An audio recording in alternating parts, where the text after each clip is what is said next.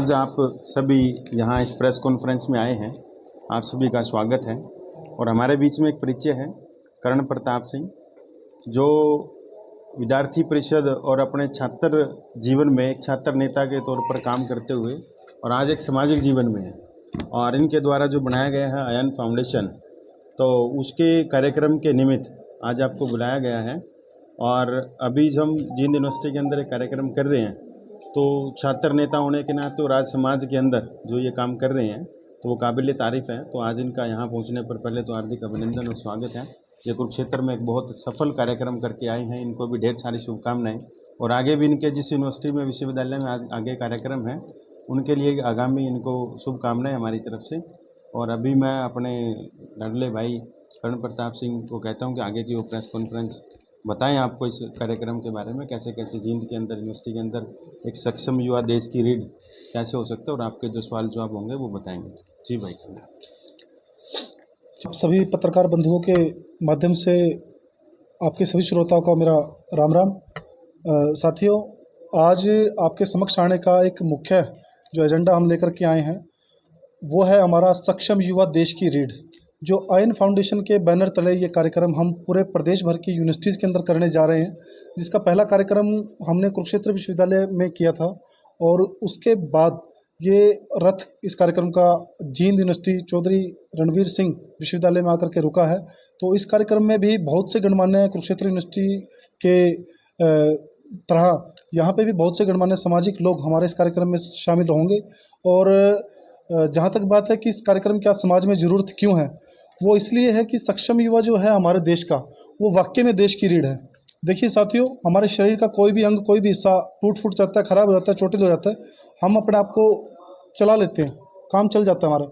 लेकिन जब रीढ़ की हड्डी के ऊपर इफेक्ट आता है या उस पर चोट लगती है तो टोटली या तो बेड रेस्ट होना पड़ता है या फिर मौत निश्चित होती है। तो ऐसे में आज जो देश का जो सक्षम युवा है वो कहीं ना कहीं भ्रमित होकर के अपने आप को आप ये मान करके चलें, जो हमारे इस कार्यक्रम का मेन उद्देश्य है और मेरा मेन उद्देश्य यही है कि हमारे इस कार्यक्रम के माध्यम से हम जो युवा खास करके नशे की ओर बढ़ रहे हैं, आप देखिए पंजाब के युवा नशे की तरफ निरंतर बढ़ते जा रहे थे और आज पंजाब ऑलमोस्ट खोखला हो चुका है, जिस पे आज सरकार काम कर तो रही है, लेकिन वो कितने टाइम तक उस पर हम अपना काबू पा पाएंगे वो देखने की बात होगी। लेकिन केंद्र सरकार इस पर बड़ी चिंतित है और ये हमारे लिए बड़ा गर्व का विषय है कि केंद्र की सरकार में हमारे आदरणीय नेता मोदी जी हैं और उनके हाथों कश्मीर से कन्याकुमारी पूरा देश हमारा सुरक्षित है। दूसरी बात, युवाओं को नशे से बचाने के साथ साथ हम एक ऐसे युवाओं का टोला जो निरंतर विदेशों की तरफ बढ़ रहा है, वो लगभग आप देखेंगे, आप जब दलालों के पास जाओगे, इमिग्रेशन वालों के पास जाओगे, तो 1-1 करोड़ रुपए की फीस, 80-80 लाख रुपए, 50-50 लाख रुपए खर्च करके कि पूरी फैमिली बाहर जाएगी तो उसका पैकेज का रेट ये है, 2 लोग जाएंगे उसका पैकेज का रेट ये है, अकेला जाएगा तो उसका ये रेट है। और इसके साथ साथ इसका जो डार्क जो फेस है, इसका अगर हम बैक साइड देखें, वो इतना खतरनाक, इतना भयानक है उन युवाओं के लिए कि डंकी रूट से जो लोग जाते हैं, जिसके ऊपर अभी हमारे आदरणीय मुख्यमंत्री नायब सिंह सैनी जी ने बजट सेशन के अंदर बात कही कि डंकी रूट के ऊपर कार्रवाई करते हुए हम लोग इसी सत्र के अंदर एक बिल पारित करने जा रहे हैं। तो उसके ऊपर भी सरकार हमारी गंभीर है, जिसके ऊपर हमने आयन फाउंडेशन ने सबसे पहले उनको ज्ञापन देने का काम किया। तो हम धन्यवाद करते हैं नायब सिंह सैनी जी का और हमारी पूरी हरियाणा सरकार का कि इस विषय के ऊपर युवाओं के ऊपर चिंता जाहिर करते हुए उन्होंने बजट सेशन में एक बिल पारित करने की उन्होंने घोषणा करी है। दूसरी बात, जो डंकी रूट की मैं बात करता हूँ कि वहाँ पे युवाओं को किस प्रकार मौत की घाट उतार दिया जाता है। यहाँ पे 25 लाख का रेट कह करके भेज देते हैं, फिर उसको वहाँ पे जाकर के ब्लैकमेलिंग की जाती है। वो आपके चैनलों के माध्यम से सभी लोगों को पता है पहले से चीज़ें, मैं ज़्यादा सा गहराई में नहीं जाऊँगा। तीसरी सबसे बड़ी बात जो है सक्षम युवा जो हमारा देश का है, आज की डेट में आप देखेंगे कि मोदी जी की सरकार ने मुद्रास्फीति योजना के माध्यम से बिना किसी ब्याज दर के, बिना किसी जो हमारे डॉक्यूमेंट की जो वेरिफिकेशंस होती थी, आज उसको एक सिंगल विंडो पे ला करके मोदी जी ने काम किया है। और साथ साथ मुद्रास्फीति योजना के माध्यम से बिना किसी ब्याज दर के लोन देने का काम किया है, जिसके माध्यम से आज आप देख सकते हैं कि बहुत बड़ा उछाल हमारे यूनिकॉर्न्स के अंदर आया। हमारे पास 14 से पहले सिर्फ 70 केवल 4 हमारे यूनिकॉर्न्स होते थे देश पे, उसकी संख्या आज बढ़ करके 162 हो चुकी है। ये मुद्रास्फीति योजना की ही देन है, मोदी जी की ही देन है कि इतने बड़े अरबोपतियों का हमारे देश में एक संख्या बढ़ रही है। उसके ऊपर मोदी जी ने टारगेट लिया कि 2025 के दिसंबर एंड तक या इस वित्त वर्ष के एंड तक 25-26 के वित्त वर्ष में इसके अंतिम तक इसकी संख्या हम 250 को पार कर लेंगे। तो ये सरकार की नीति बड़े काबिल तारीफ़ है और हम चाहते हैं कि सरकार की इतनी अच्छी योजनाएं हैं। सिंगल विंडो पे आपका व्यापार का सिस्टम है, आप 50 लाख रुपए खर्च करके 1 करोड़ रुपए खर्च करके विदेशों में आप ज़्यादा से ज़्यादा क्या नौकरी ले लोगे?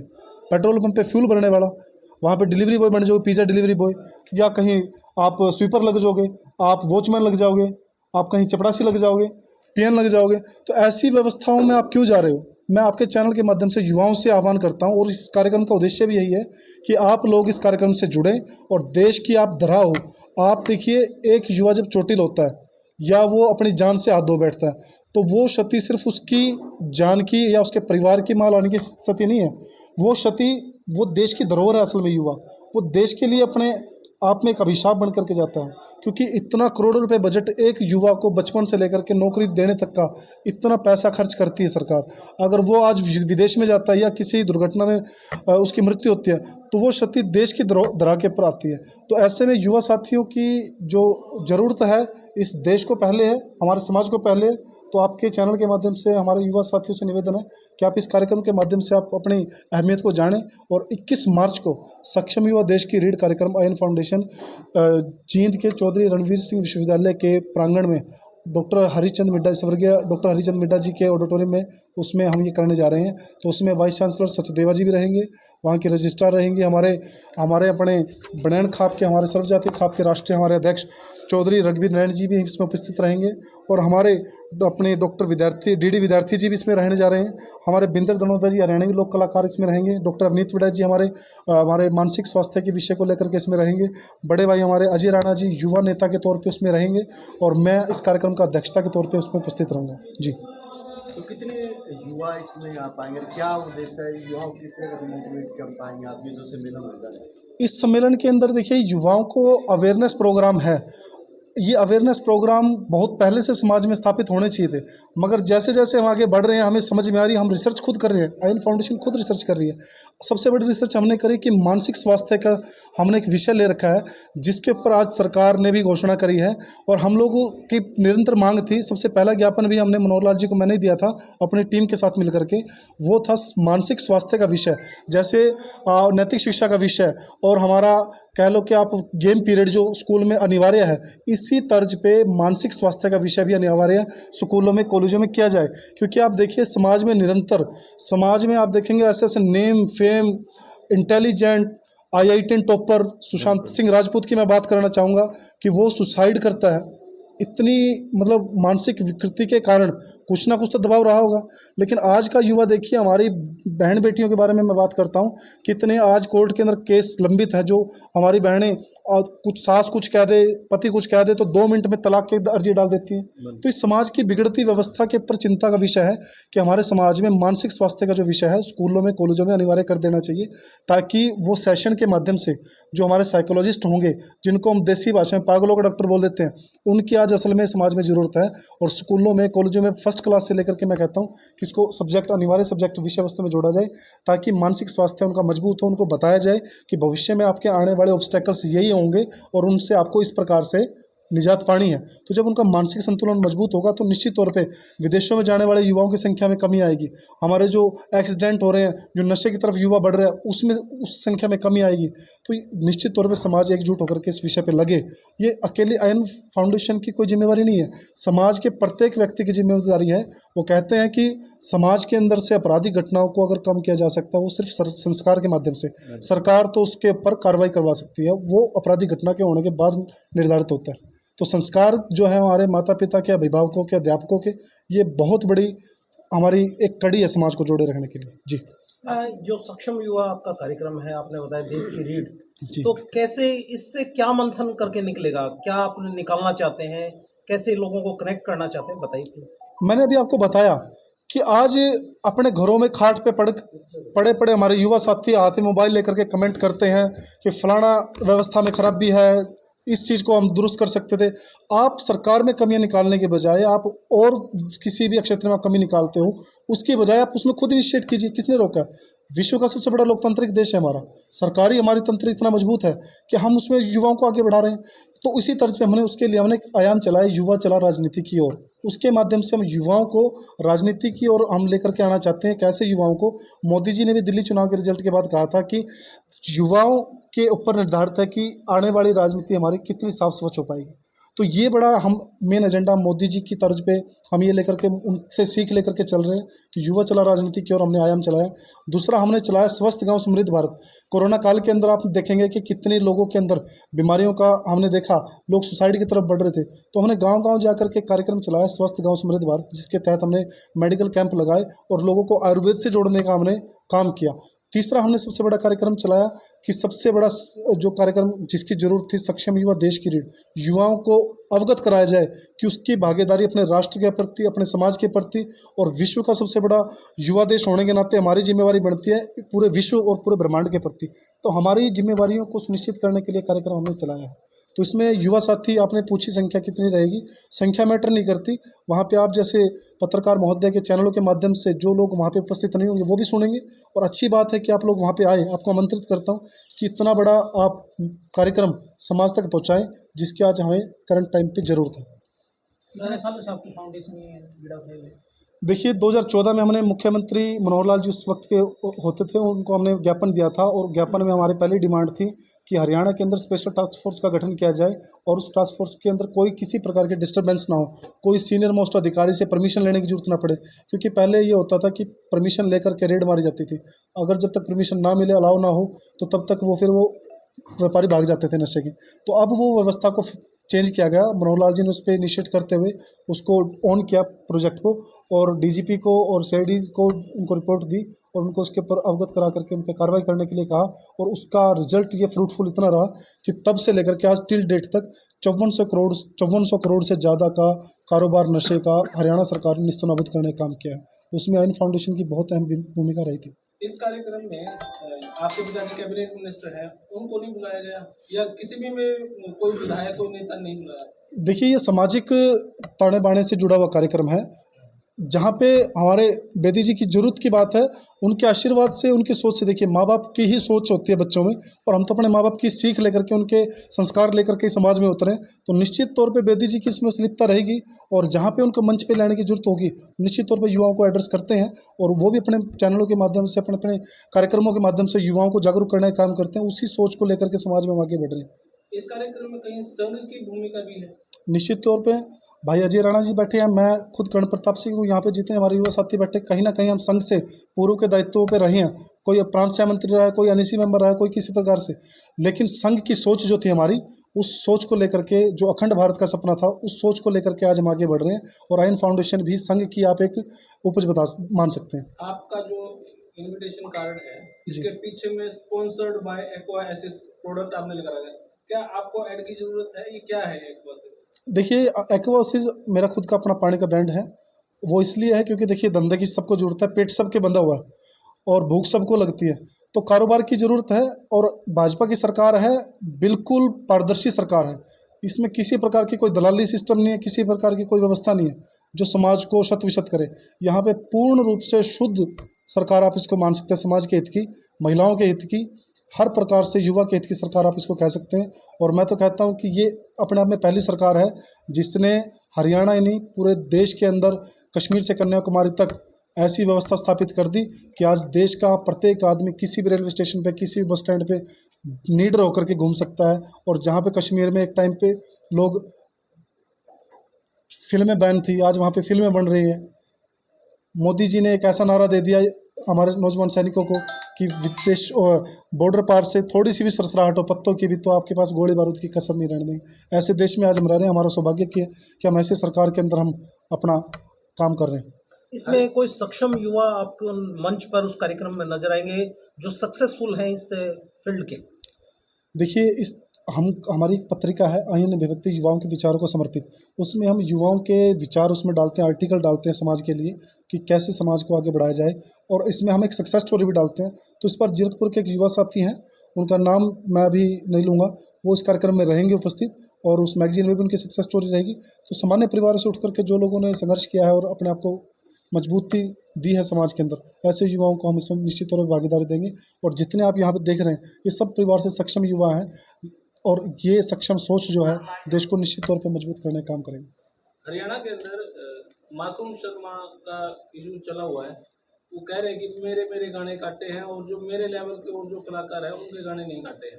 तो क्या कहना चाहेंगे? देखिए, यहाँ पे भाजपा की जो सरकार है, रूलिंग पार्टी जो है, वो किसी प्रकार का भेदभाव नहीं करती। निश्चित तौर पे ये कार्यक्रम जो अब चला है नायब सिंह सैनी जी ने, ये कार्यक्रम लगभग 10-15 साल पहले हरियाणा में चल जाना चाहिए था। क्योंकि आप देखेंगे पंजाबी फिल्म इंडस्ट्री की वजह से पंजाब के युवा आज किस प्रकार से नशे की तरफ बढ़ गए, किस प्रकार से विदेशों की तरफ जा रहे हैं, चांदी की डब्बी में अफीम रख रहे हैं और डब्बी अपना यहाँ पे रिवॉल्वर लेके चल रहे हैं। इस प्रकार की चीज़ों को समाज में स्वीकार्यता बिल्कुल भी नहीं होनी चाहिए। तो क्या और जो मासूम शर्मा की आप जहाँ तक बात कर रहे हैं, हम उस भाई के साथ खड़े हैं, और ऐसे प्रत्येक भाई के साथ हम खड़े हैं जो समाज के अंदर किसी भी प्रकार की अश्लीलता को नहीं परोसेगा, किसी भी प्रकार के नशे के व्यापार को बढ़ावा नहीं देगा, या किसी भी प्रकार के हथियार की वीडियो नहीं डालेगा। हम हर एक उस कलाकार के साथ खड़े हैं, कंधे से कंधा मिला करके चलेंगे। विकास शर्मा जो हट जाता उपाचन है, वो आपके साथ जुड़े हैं इस कार्यक्रम? बिल्कुल, मैं अभी भाई का एक इंटरव्यू भी लेकर के आया हूँ। मैं अब जब हरियाणा के भ्रमण पे था, तो मैं पानीपत उनके आवास पे गया था, तो उन्होंने मुझे हौसला बढ़ाया और उन्होंने कसम भी खाई है वीडियो में कि मैं भाई कसम खाता हूँ कि किसी प्रकार की भविष्य में अपने गानों के माध्यम से कोई अश्लीलता नहीं मैं परोसूंगा, कोई किसी प्रकार का नशे का काम मैं बढ़ावा नहीं दूंगा, किसी प्रकार के हथियार को हम बढ़ावा नहीं देंगे। तो ये अचीवमेंट है इन फाउंडेशन की और कर्ण प्रताप सिंह हमारी पूरी अजय बाहर की हमारी पूरी टीम की है। लेकिन अगर हरियाणा के गाने नहीं चलेंगे तो पंजाब के हरियाणा में चलेंगे, मुंबई के हरियाणा में चलेंगे, उस गन का उसके लिए देखिए, इसके ऊपर भी हमने ज्ञापन दिया था। मनोहर लाल जी का मैंने बात कही थी आपको, 2019-20 की बात है आई थिंक ये, उसमें हमने ज्ञापन दिया था। और हमने तो देखिए ज्ञापन समाज के प्रत्येक एक चीज़ के ऊपर हम आइन फाउंडेशन की हमारी टीम नज़र रखती है। तो हमने उस ज्ञापन में ये लिख करके दिया था कि हरियाणा के अंदर एक सेंसर बोर्ड का गठन कीजिए, किसी प्रकार की कोई गाना इस प्रकार का समाज को तोड़ने की बात करने के वाले हो, उन सब पे आप कैंची चलाने का काम करो। एक के ऊपर चलाओगे 10 के वैसे आग हो जाएगी। सिर्फ गन कल्चर ही नहीं, न्यूडिटी जो चली हुई है, बिल्कुल, अश्लीलता को जो ना परोसे, गन कल्चर को प्रमोट जो ना करे, नशे को जो प्रमोट ना करे, हम उस प्रत्येक कलाकार के साथ देने का काम करेंगे। और दूसरी बात मैं आपको बता दूं, कर्ण प्रताप सिंह और हमारी टीम इकलौती ऐसी टीम थी जिसने उद्धव ठाकरे सरकार जब थी, आप देखेंगे पालघर की घटना थी। आप पत्रकार बंधु हैं, आपके फेवर की बात भी हम लोग करते हैं। पत्रकार बंधु हमारे अर्णव गोस्वामी जी की बात कर रहा हूँ, जिनको पालघर के जो सन्यासियों के मारने की घटना आपके संज्ञान में होगी कोरोना काल में, जब सोनिया गांधी ने उसके 5 साल के बच्चे के ऊपर भी केस लगवाने का काम किया था। तो हमने उद्धव ठाकरे को, मैंने खुद आप जैसे पत्रकार बंधुओं के चैनलों के माध्यम से मीडिया में आकर के उसके तीनों रेजिडेंस पे, सरकारी आवास पे, उसके मातोश्री आवास पे और उद्धव ठाकरे के पर्सनल आवास पे, तीनों आवास पे और उसके सारे सरकारी कैंपस पे चूड़ियाँ भेजने का काम मैंने किया था। तो हम समाज की प्रत्येक घटना पे हम लोग इस प्रकार से काम करते हैं। करण प्रताप जी, आप सक्षम युवा की बात करते हैं। यूनिवर्सिटी में बहुत अच्छा स्कल्पचर और फाइन आर्ट्स के कोर्स चल रहे हैं, और ऐसे कोर्स हैं जो कौशल भारत की तरफ उन बच्चों को बढ़ाते हैं, साथ में वो युवा उद्यमिता की तरफ भी बढ़ते हैं। लेकिन क्या परिस्थिति ऐसी होती है कि जब उन कोर्सों को, सूत्रों के हवाले से जो खबर छन के आ रही है, आने वाले समय में सिर्फ इंफ्रास्ट्रक्चर बिल्डिंग ना होने की वजह से उन कोर्सों को बंद करने की चर्चाएं चल रही हैं, क्या उस तरफ भी करण प्रताप जी का ध्यान रहेगा? कि क्योंकि उस शिक्षा से उन बच्चे स्वरोजगार की तरफ बढ़ रहे हैं। देखिए महोदय जी, मैं आपने अभी ये बात मेरे अभी ताज़ी संज्ञान में लेके आए हैं आप लोग। इसके तुरंत बाद हम सरकार के जितने भी हमारे नुमाइंदे बैठे हैं, सरकार में हिस्सा है, उनके तक आपकी बात को पहुँचाने का काम करेंगे। और निश्चित तौर पर युवाओं को किसी प्रकार से घबराने की जरूरत नहीं है। सरकार हर पग पे, अभी नायब सिंह सैनी जी अभी देखेंगे आप, हर जिले के हेडक्वार्टर पे नशे की जड़ को ख़त्म करने के लिए एक नशे के ऊपर एक कोऑर्डिनेटर लगाने का काम करने जा रहे हैं। ये अपने में बहुत बड़ी घोषणा है। मेरा अंतिम निवेदन, जिस प्रकार से आप सरकार को जगाने का भी काम करते हैं और सरकार के किए हुए कामों को अप्रिशिएट भी आप करते हैं, ऐसा ही एक और अनेक उदाहरण है। मतलब यूनिवर्सिटी का आने वाले समय में जो सूत्रों से छन के खबर आ रही है, ग्रेजुएशन के कोर्स यूनिवर्सिटी में चल रहे थे, लेकिन इंफ्रास्ट्रक्चर ना होने की वजह से, बिल्डिंग की कमी का हवाला देकर उन कोर्सों को भी बंद किया जाने का सूचना प्राप्त हो रही है। जबकि इंटरनेशनल लेवल का गेस्ट हाउस तो बन सकता है जिसमें 70 कमरे हैं, लेकिन अगर उन 70 कमरों को क्लासरूम में कन्वर्ट कर दिया जाए तो वो कोर्स चलते रहें, ताकि विश्वविद्यालय बहुत अच्छी ऊंचाई तक जा सके। देखिए, अभी आपने संज्ञान में लेके आए मामला, मैंने कहा आपको, मैं दोबारा फिर रिपीट करता हूँ कि ये बात को हम सरकार के नुमाइंदों तक पहुँचाएंगे और आपकी बात सीधे तौर पे पहुँचेगी। इसमें कोई आपको लाग लगे पेट की जरूरत नहीं है और ऐसी कोई व्यवस्था नहीं है। समाज के अंदर हर एक ताने बाने की ज़रूरत है, इंटरनेशनल गेस्ट हाउस की भी ज़रूरत है और समाज के अंदर हमारे युवा साथियों के इंफ्रास्ट्रक्चर को मजबूत करने की भी ज़रूरत है। वो दोनों चीज़ें अलग अलग रेल है, वो दोनों इकट्ठी चलेंगी। तो इसमें किसी को कम आंक करके अपने आप को कम आंकने की सोचने की जरूरत नहीं है। सरकार सब पे अपने बराबर नज़र, पैनी नज़र बनाए हुए हैं। तो आप देखिए, ये सबसे बड़ी योजना आप क्या सोचते हैं कि युवाओं को बिना पर्ची बिना खर्ची के कोई सरकार सोच सकती थी क्या? हम लोगों ने करके दिखाया इस चीज़ को। कितना बड़ा एक समाज के अंदर बदलाव आया, परिवर्तन आया। पहले के युवा जो 50-50 लाख रुपए दे करके भर्ती होते थे, वो पहले तो अपने 50 लाख पूरे करते थे भ्रष्टाचार करके। तो कितना बड़ा बदलाव समाज में सरकार ने लाने का, स्थापित करने का काम किया। ये तो एक छोटा सा उदाहरण है, इतने अनेकों उदाहरण है, इतनी योजनाएं हैं, हमारे मुंह दुखने लग जाते हैं गुणगान करते हुए। और जमीनी स्तर पर जाकर के हम काम कर रहे हैं। जी, धन्यवाद।